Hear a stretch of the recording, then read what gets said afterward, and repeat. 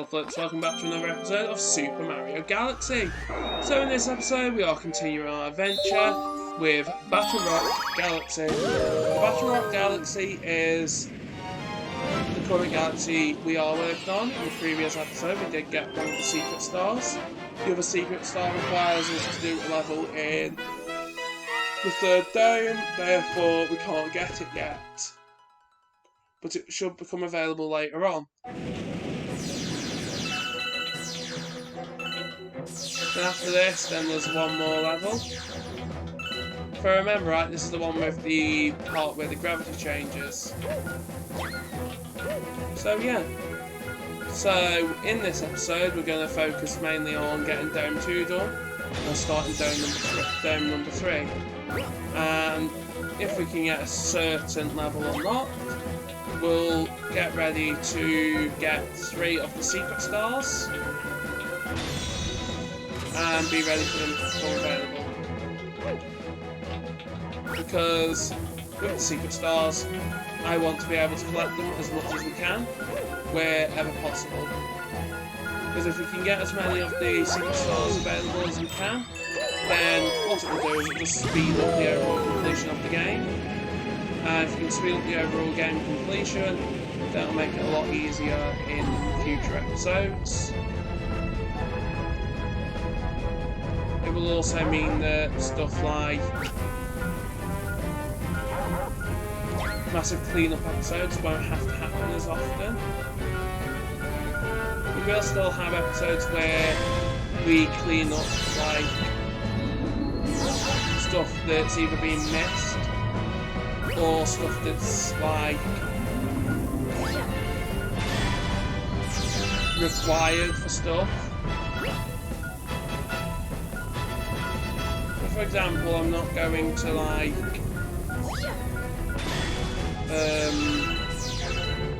have a episode where I simply just go around doing like odd stars, unless of course it's the Purple Coin Comet thing at the end. But Purple Coin Comet is more of a thing that we have to do anyway. Because it gets unlocked after you beat the final boss the first time, you won't be able to do Purple Comets till after that boss anyway. Therefore, if all the other stars are collected, then that's all that we've got left to do. If we play it right and we do all of our Purple Comets in a decent order, it means that we'll be able to just simply move straight to the other campaign.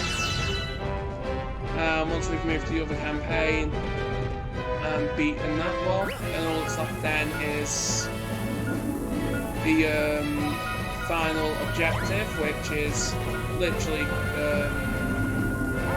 collecting one thing.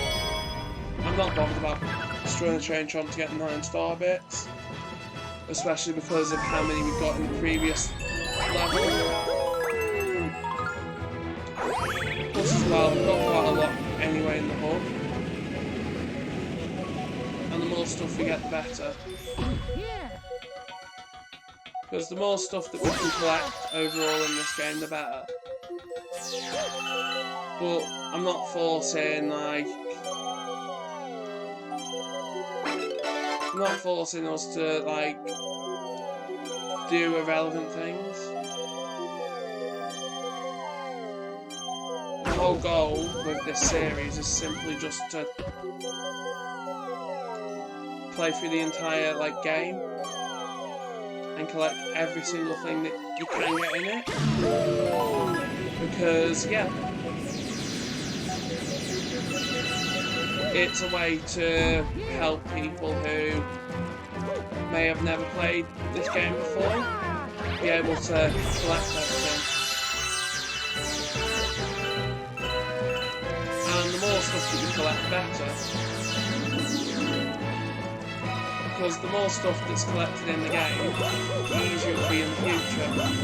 I also like the way the life counter is in this, where it's not instantly you've got 8 health points, and when you get attacked and you lose one, it drops down. I like how you've only got 3 to start off with, because with the other games,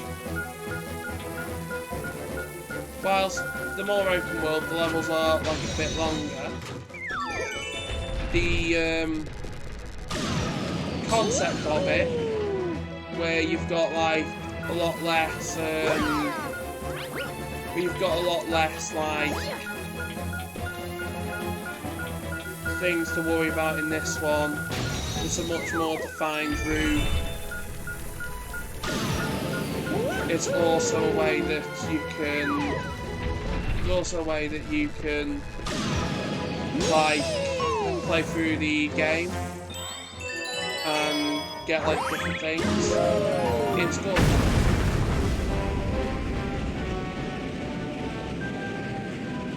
I don't remember this.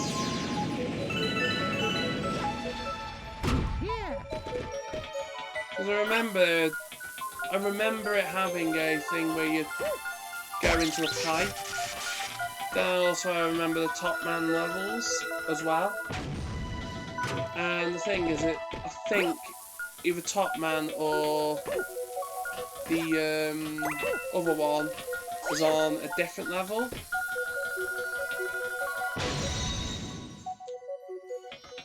Because I remember Battle Rock being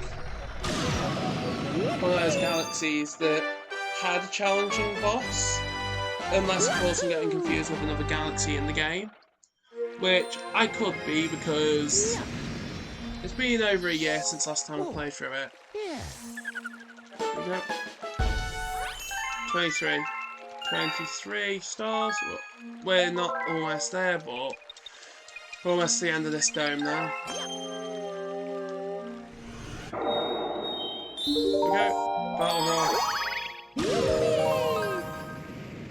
Unless, of course, Top Man Tribe is this one. Yeah.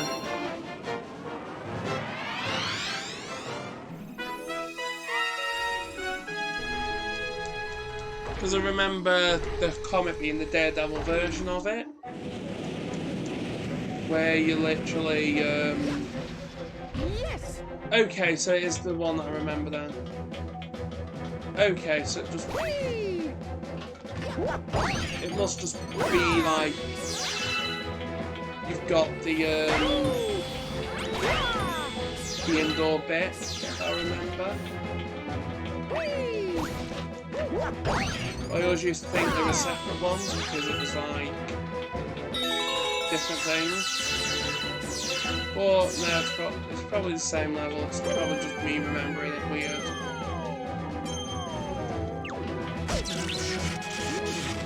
Especially because of the way this game can be.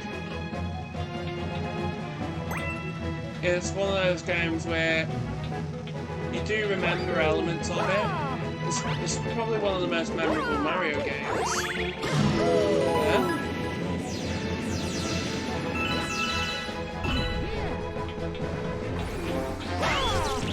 Go. I want to get the life mushroom. Go. Unless this Luma sends us to the one that I'm thinking of. Yeah, so with this as well, I do think it's good that Nintendo literally created a game like this.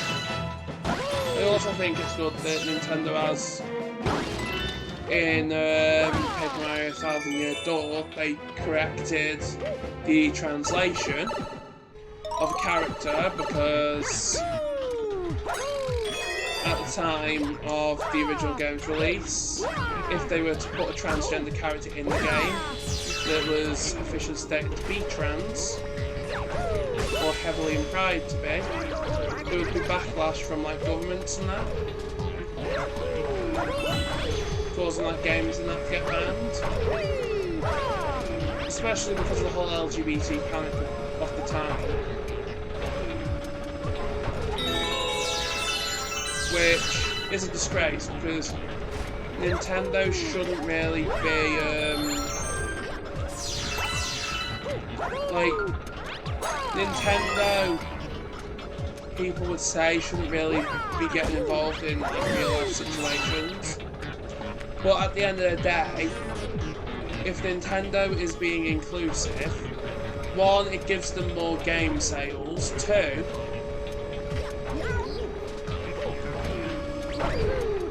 as a company, they look better.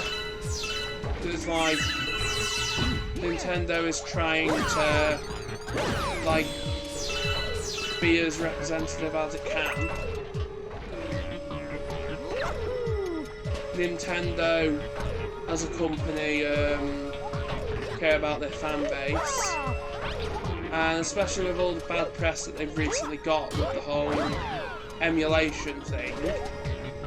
Which, yes, the games are Nintendo's property, not the property of like the fans. And when you're buying the games, even as a disc, you're buying the license to use the software on that particular console. You're not paying for you don't physically own the game. You own a copy of the game that can be used on a specific console.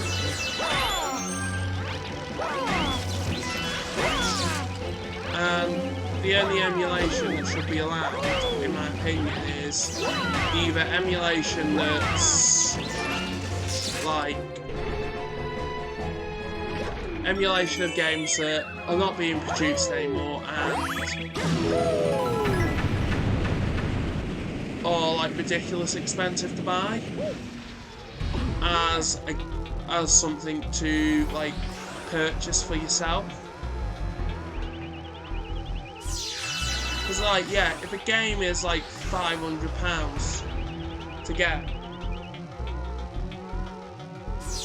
because of like the market, yeah. But I do think that like current gen or very recent gen games should not be emulated. I think the only time it's fine to emulate a game is when it's like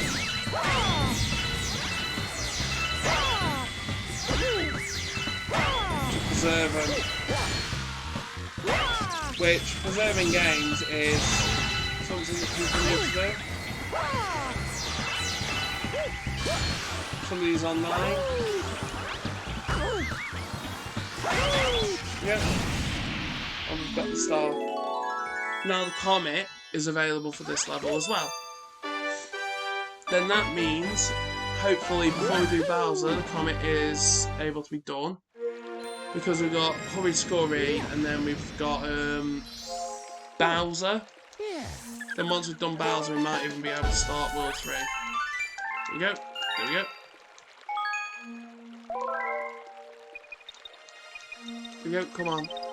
Come on. There we go, Daredevil Comet. But the thing is, if you can keep on top of your comets as they arrive, then that means once you've beat the story and beat Bowser, you're not going to have to worry as much. The only issue is when you're constantly just playing a game or a game series or a particular part of the game series without having a break from it, you can burn out. Which isn't always an issue for everyone. But the thing is yeah, you can burn out from like playing your favourite game. Especially if you've just been playing it the whole time without worrying about anything else. Here we go.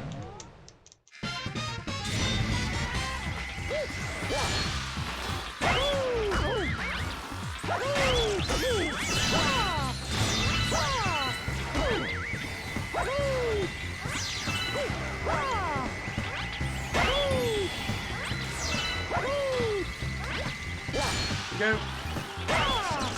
And the thing is stuff like a final boss and that should be challenging, but it should also be good.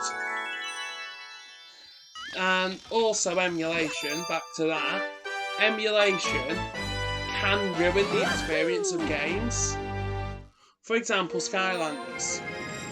Skylanders, when you play it with emulation, some emulators struggle to run it. Especially if you're having to emulate the portal, because your portal's not compatible with your computer. So then it's having to create, like, copies of the characters that you wouldn't actually need to do if the portal worked with the computer. And the only way that you can do that is by installing third-party drivers for your portal to work. Then you have to then find a copy of the game that works. For example,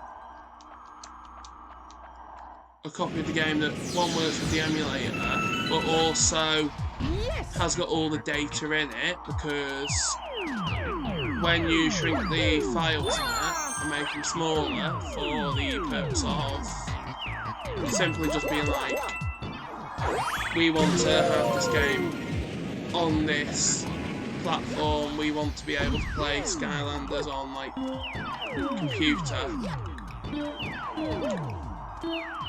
We want Skylanders to be something that is preserved for decades. The only way that you can really preserve a game properly is having the original hardware with that game. Because something like the Wii U, if you've not got a Wii U gamepad, that game is going to be, the games on that are going to be a lot more difficult to, like, play. Because you need two screens, you need a touch screen. Yes, you can, like, modify a Switch to do that, or modify, like, the Wii U controller to be able to work with a computer, but you can't really just be like, here's a Switch game, here's a Wii U game, here's a Wii game, let's just port it directly to an emulator. You can't simply just use emulators for, like, everything. Emulation's fine in moderation, and if it's to, like, preserve a game. But the only places really that should be able to do that is, like, libraries and that. If, like, if the system's not dying, be able to emulate. Or if, for instance, an official way to emulate those games is available.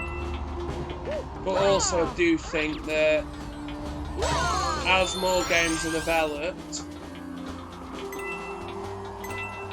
companies should give exclusivity to a console for so long, and then all future consoles made by that company should be able to run those games. Or have, like, a version of the game ported over. So, like, the Switch era is good because a lot of the games that Nintendo have produced on the console. The only, like, major game that's not is Galaxy 2 in the Mario franchise, which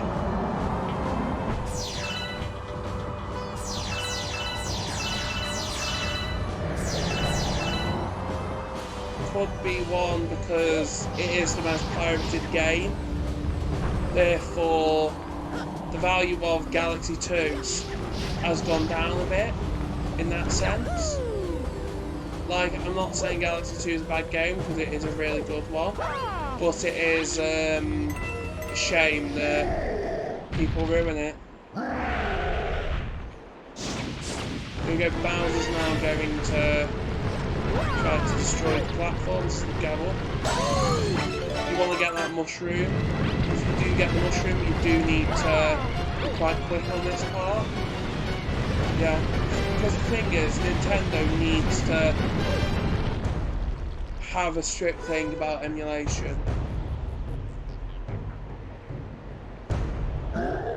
Bahaha! You finally made it!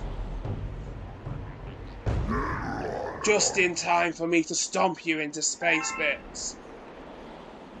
Plus, as well, in libraries you can like rent DVDs.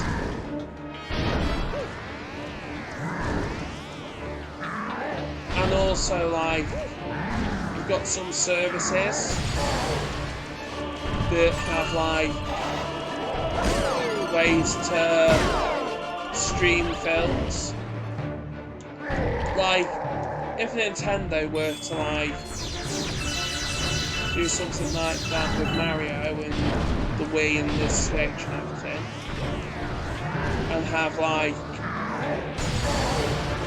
well, like Switch Online, like Switch Online or Virtual Console or whatever, there should always be an option to play older games, especially if it's like older first-party games. You should always have the option to play them on newer hardware, especially like something like Mario Sunshine or games that have like a lot of history to them. Especially if they're like a major game in the franchise, you should always be able to play through them, because Nintendo will always like have that as part of their legacy, which is important. And we defeat Bowser. Looks like as well we might be able to potentially be able to start the mission for the next. We might be able to start the mission for the next part. There's a grand start. Because if we can somehow get it so that the secret stars can start to generate in the other 3 levels that need them, it will really help out later on. Because in one way I'd like to try to get all the ground floor done and 100% so we don't have to return until Purple Comets are unlocked by the time that we finished the 4th dome. Because if we can do that, it'll make it a lot easier. The kitchen's now available.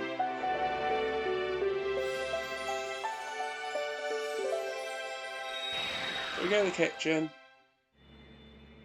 There we go, we've got the star. Galaxy's complete. We've also got 2,000 of that. All of the galaxies except for one are found, and I think the one that's not found is the boy base. You've rescued another grand star, and power has returned to another dome back at the observatory. But I still don't think we have enough power stars to fly through the universe. The villain who kidnapped your special one took her far from here to the centre of the universe. Once our star power is restored, the observatory will be able to go there. Then you'll be able to reunite with your special one. And the thing is, I do think it's good how you're collecting all the power stars to be able to like chase after Bowser.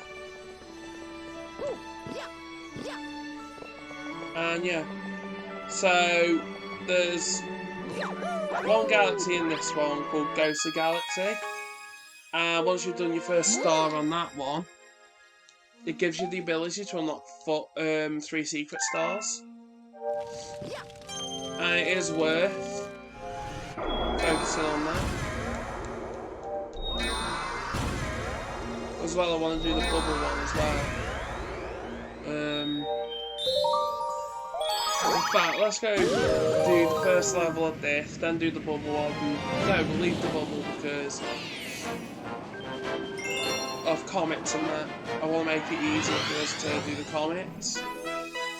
Luigi in the Haunted Mansion. So in this we have to save Luigi. And basically, once we save Luigi, we're able to then... Once we've saved Luigi will then start for power stars as well. And when Luigi's hunting for power stars, what he does is he simply is like, let's get Luigi's like, get stuck in the galaxies. So then you have to go and save him, and that's what sort of the secret stars are. Is you'll get a picture of Luigi, you have to get him and find him in the levels. And they are quite easy to find.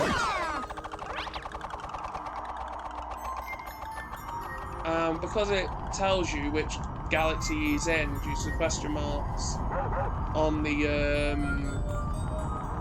level select, it makes it a lot easier to 100% complete. Go, turn the light on.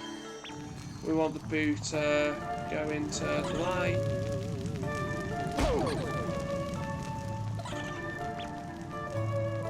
There you go. That's how you defeat boos.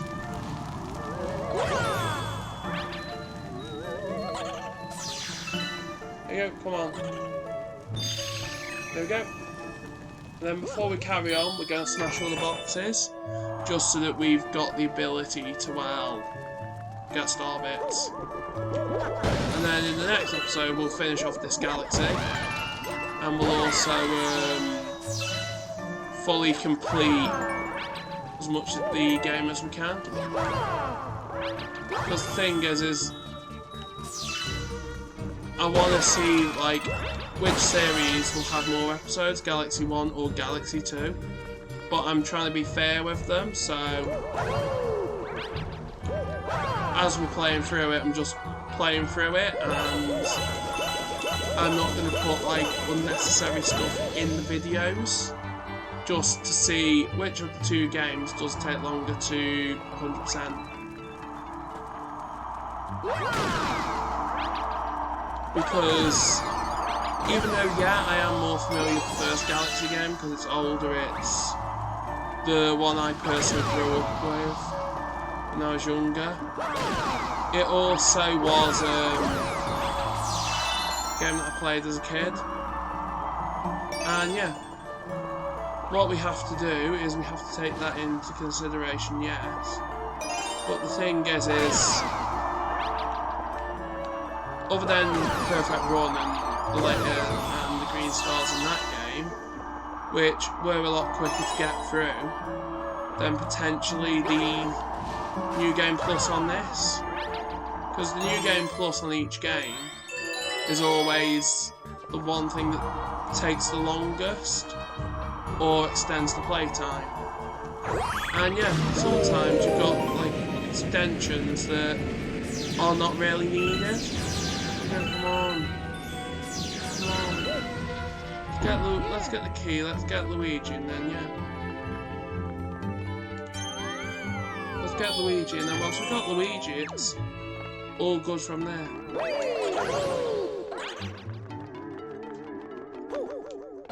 We want to get the Boo Mushroom, which is here, and then we can go and save Luigi.